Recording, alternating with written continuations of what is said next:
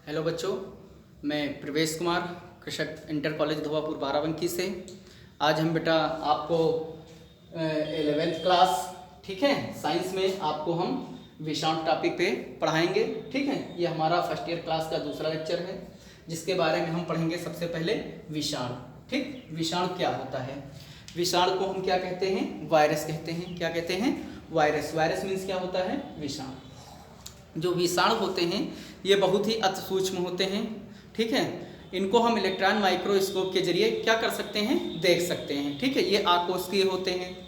ठीक है, और ठीक है, अब हम इनके बारे में देखेंगे कि विषाणु क्या है। ठीक, तो क्या है विषाणु? ठीक, विषाणु एक लैटिन भाषा का शब्द है।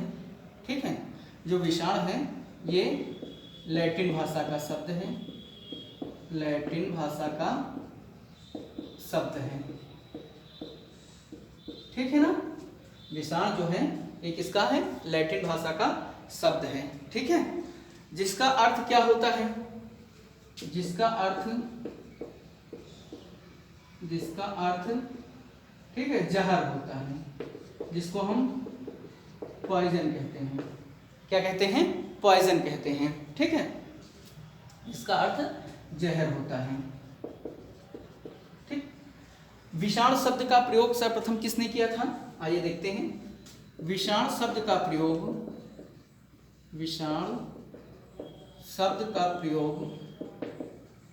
सर्वप्रथम किसने किया था? लुईस पाश्चर ने किया था। ठीक है, विषाणु शब्द का प्रयोग सर्वप्रथम लुईस पाश्चर। ठीक, विषाणु शब्द का प्रयोग सर्वप्रथम किसने किया था बेटा? लुई पाश्चर ने किया था। ठीक है, जो विषाणु होता है, जो वायरस होता है, ठीक है, ये बहुत ही क्या होता है? अति सूक्ष्म होता है। अति सूक्ष्म होता है। जो विषाणु होता है अति सूक्ष्म होता है, या फिर इसे हम सूक्ष्मदर्शीय कह सकते हैं। क्या होता है ये? सूक्ष्मदर्शीय होता है। ठीक, आकोशिका होता है, आकोशिकीय। ठीक है, या फिर ये किसके रूप में पाए जाते हैं? कण के रूप में पाए जाते हैं। कण के रूप में पाए जाते हैं। ठीक, तो विषाणु शब्द का प्रयोग सर्वप्रथम लुई पाश्चर ने किया था, और इन्हें रोगाणु कहा था। क्या कहा था? रोगाणु। क्या कहा था? रोगाणु कहा था। ठीक, जो विषाणु होते हैं अति सूक्ष्म होते हैं, या सूक्ष्मदर्शीय होते हैं, आकोशिकीय होते हैं, तथा कण के रूप में क्या होते हैं? ये पाए जाते हैं। ठीक, अब जो इनके जीनोम होते हैं, ठीक है, जो क्या होते हैं? जीनोम जो होते हैं, उनमें एक ही प्रकार, जो जीनोम के आनुवंशिक पदार्थ होते हैं, उनमें एक ही प्रकार का न्यूक्लिक अम्ल पाया जाता है। या फिर डीएनए होगा या फिर आरएनए होगा। ठीक, तो हम बात करते हैं कि जिनमें जीनोम के रूप में, इनमें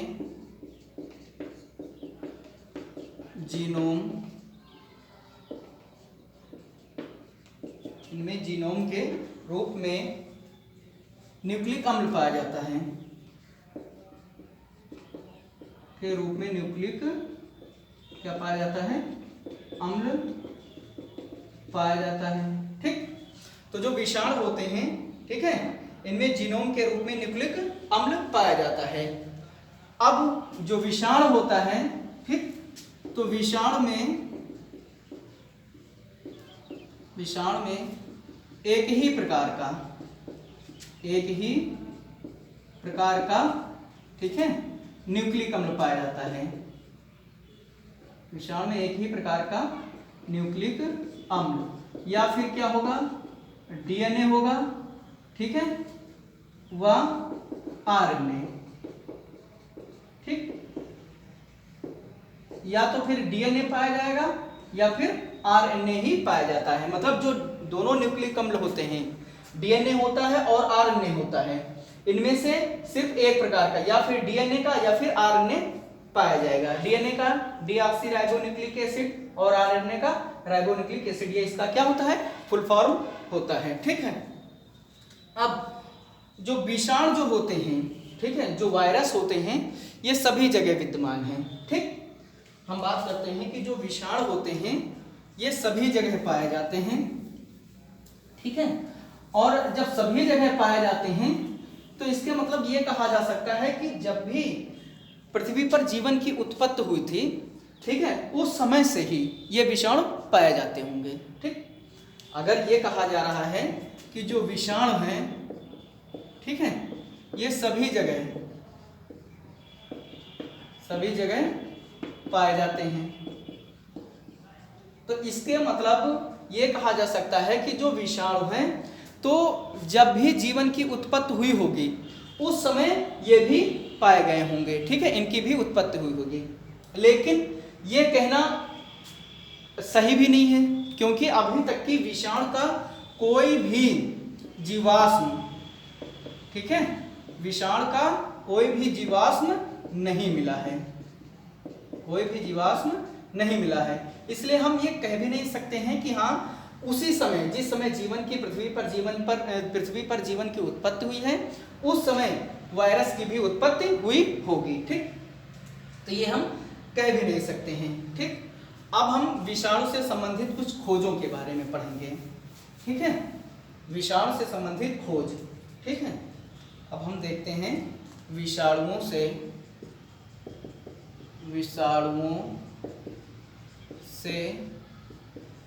संबंधित खोजें, ठीक। मतलब विषाणुओं से संबंधित कौन कौन सी खोजें हैं इसके बारे में हम पढ़ेंगे, ठीक। तो नंबर 1 क्या है, विषाणु की खोज। विषाणु शब्द का प्रयोग सर्वप्रथम लुई पाश्चर ने किया था और उन्हें क्या कहा था, रोगाणु कहा था, ठीक। अब हम बात करते हैं कि विषाणु की खोज सर्वप्रथम इवानोवास्की ने किया था, इवानोवास्की ने, अच्छा, ये एक रूसी वैज्ञानिक थे, ठीक है। विषाणु की खोज सर्वप्रथम रूसी वैज्ञानिक इवानोवास्की ने किया था, इवानोवास्की ने किया था, ठीक। तो विषाणु की खोज इवानोवास्की ने किया था। कब किया था, 1892 में। कब किया था, 1892 में। वो भी कब, जो तंबाकू की जो पत्ती थी, ठीक है, जो तंबाकू की पत्तियां होती हैं उनमें चितेरी, क्या, जो तंबाकू की पत्तियां होती हैं उनकी पत्तियों में चितेरी रोग के अध्ययन के दौरान किया था। चितेरी रोग के, कब किया था, चितेरी रोग के अध्ययन के दौरान किया था, अध्ययन के दौरान किया था, ठीक है ना। तो विषाणु शब्द का प्रयोग जो था वो लुई पाश्चर ने किया था, लेकिन विषाणु की खोज सर्वप्रथम रूसी वैज्ञानिक इवानोवास्की ने किया था। कब किया था, 1892 में। किसमें, तंबाकू की जो चितेरी पत्ती थी, ठीक है, जो चितेरी पत्तियां थी उनमें रोग के अध्ययन के दौरान किया था, ठीक। दूसरा पॉइंट क्या है, स्टैनले महोदय थे हमारे, कौन थे, स्टैनले, ठीक है, स्टैनले, ठीक है, ने सन 1935 मतलब 1935 में स्टैनले महोदय जो थे वो 1935 में जो तंबाकू की जो पत्ती थी, ठीक है, जो तंबाकू की क्या थी, पत्ती थी, ठीक है, उनमें क्या किया था, चितेरी विषाणु का क्रिस्टलीकरण किया था। पत्ती में चितेरी विषाणु का क्या किया था, क्रिस्टलीकरण किया था, मतलब क्रिस्टल के रूप में देखा था, क्रिस्टलीकरण किया था, ठीक है। अच्छा, अब इनको ही, जो स्टैनले हॉल थे, इनको ही 1946 में इस कार्य के लिए उन्हें नोबेल पुरस्कार दिया गया था। क्या दिया गया था, नोबेल पुरस्कार दिया गया था, तो ये बेटा स्टैनले हॉल महोदय थे। 1935 में तंबाकू की पत्ती में चितेरी विषाणु का इन्होंने क्रिस्टलीकरण किया था, इसलिए इन्हें 1946 में क्या दिया गया था, नोबेल पुरस्कार प्रदान किया गया था। ठीक, अब हम नेक्स्ट बात करते हैं HIV खोज के लिए, मतलब HIV human immuno deficiency syndrome. ठीक, HIV की खोज के जो HIV की खोज थी,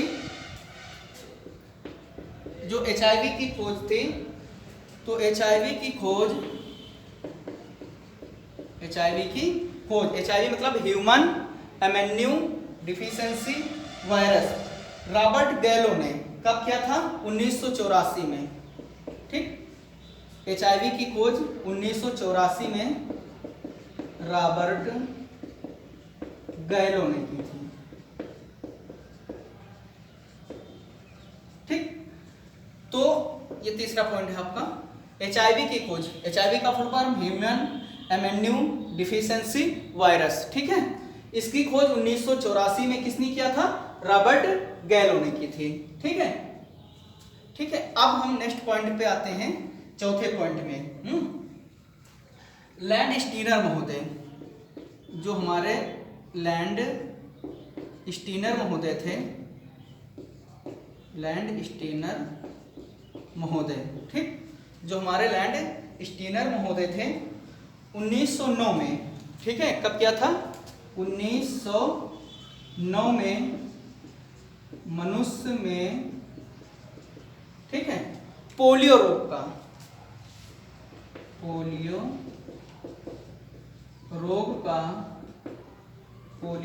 रोग का आविष्कार किया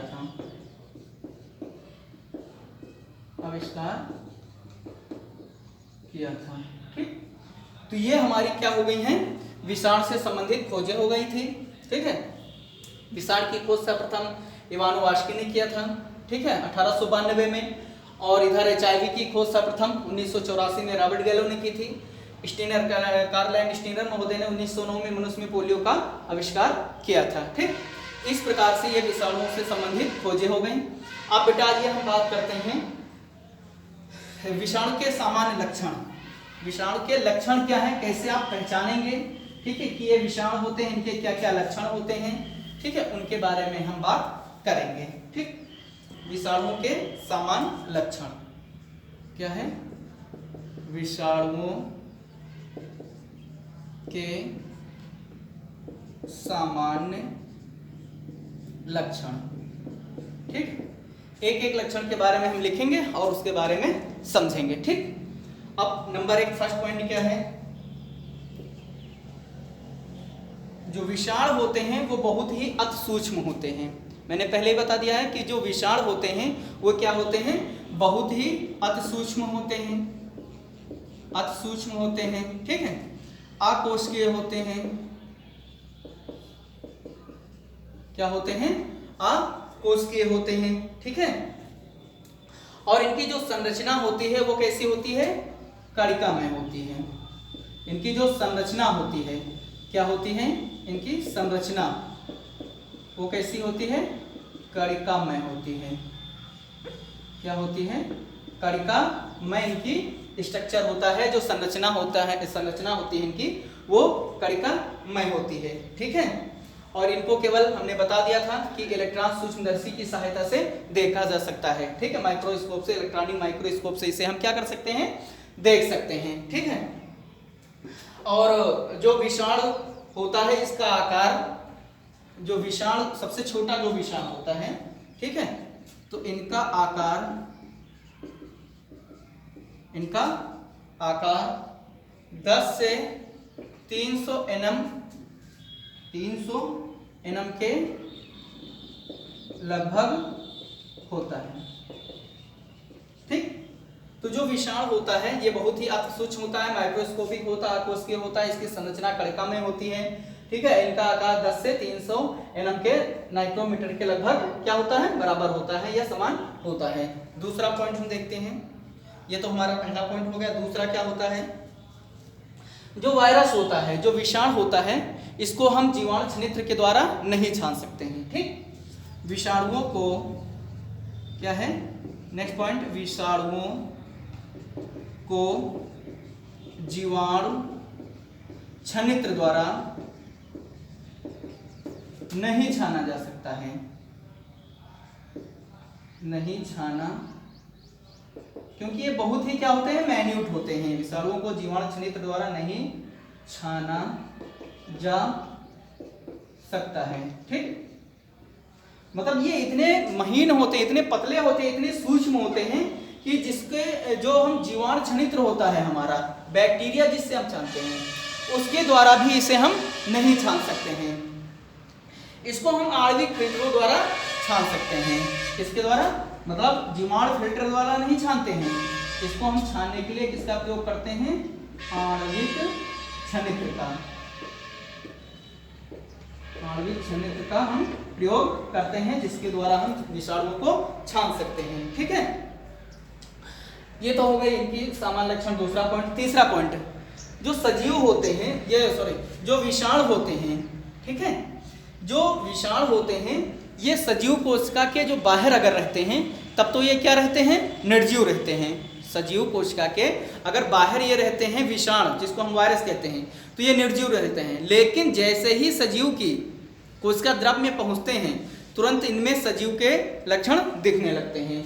मतलब पहले अगर सजीव कोशिका के पहले रहते हैं तो ये निर्जीव रहते हैं, ठीक है, निर्जीव के लक्षण इसमें प्रदर्शित होते हैं। लेकिन जैसे ही ये सजीव की कोशिका द्रव में पहुंचते हैं तुरंत ये क्या हो जाते हैं, सक्रिय हो जाते हैं और इनमें सजीव जैसे लक्षण दिखने लगते हैं। ठीक है, ये तो आपका तीसरा पॉइंट हो गया है। ठीक है, मतलब इनमें जो लक्षण होते हैं ये सजीव कोशिका के बाहर क्या होते हैं, सजीव कोशिका के बाहर, सजीव कोशिका के बाहर क्या रहते हैं, निर्जीव होते हैं। क्या होते हैं, निर्जीव होते हैं। लेकिन जैसे ये सजीव कोशिका की कोशिका द्रव में पहुंचते हैं तुरंत इनमें कैसे लक्षण हो जाते हैं, ये पाए जाते हैं, सजीव हो जाते हैं। सजीव जैसे क्या हो जाते हैं, लक्षण प्रदर्शित होने लगते हैं और सजीवों जैसा कार्य करने लगते हैं। ठीक, ये तो हो गया आपका तीसरा पॉइंट। और जो विषाणु है, ठीक है, जो विषाणु होते हैं इनका जो आनुवांशिक पदार्थ है, ठीक है, विषाणु कण में जो आनुवांशिक पदार्थ के रूप में एक ही प्रकार का न्यूक्लिक अम्ल पाया जाता है। एक, ठीक है, विषाणु कण में, एक विषाणु कण में, एक विषाणु कण में आनुवांशिक पदार्थ के रूप में, आनुवंशिक पदार्थ के रूप में एक ही प्रकार का, एक ही प्रकार का न्यूक्लिक अम्ल, न्यूक्लिक अम्ल पाया जाता है। ठीक है, चाहे वो फिर डीएनए हो या फिर आरएनए। ठीक है, न्यूक्लिक अम्ल पाया जाता है, पाया जाता है, चाहे वो आरएनए हो या फिर डीएनए हो, या फिर क्या हो, डीएनए हो। ठीक, अब नेक्स्ट हम बात करते हैं कि जो विषाणु होता है, ठीक है, जो आपका विषाणु होता है इनमें क्या होता है, ना तो वृद्धि होती है ना तो विभाजन होता है। ठीक है, विषाणु में ना तो वृद्धि होती है और ना ही विभाजन या द्विविभाजन, ना ही द्विविभाजन होता है। ठीक, इसमें क्या होता है, केवल इसका रेप्लिकेशन होता है। विषाणु का क्या होता है, रेप्लिकेशन होता है, केवल क्या होता है, रेप्लिकेशन होता है, जिसको हम प्रतिलिपिकरण कहते हैं। क्या कहते हैं, प्रतिलिपिकरण। ठीक है, विषाणुओं में क्या होता है, रेप्लिकेशन होता है। क्या होता है, रेप्लिकेशन होता है। तो विषाणुओं में ना तो वृद्धि होती है और ना ही द्विविभाजन होता है, इसमें सिर्फ विषाणु का क्या होता है, रेप्लिकेशन होता है, जिसको हम प्रतिलिपिकरण कहते हैं। ठीक है, अब कुछ जो विषाणु होते हैं वो बहुत ही क्या होते हैं, संक्रामक होते हैं। क्या होते हैं, संक्रामक होते हैं। आइए देखते हैं हम। जो विषाणु होता है वो बहुत ही संक्रामक होता है और बहुत सारे रोग को फैलाने की जिम्मेदारी इसके पास होती है। ठीक है, जैसे प्रेजेंट टाइम में आपने देखा होगा हमारा एक वायरस है, कोरोना वायरस। ठीक है, ये भी हमारा एक प्रकार का क्या है, वायरस है, विषाणु है। और आपने देखा होगा इस समय बहुत जबरदस्त ये रोग फैला रहा है। ठीक है, तो जो विषाणु है हमारा, विषाणु बहुत ही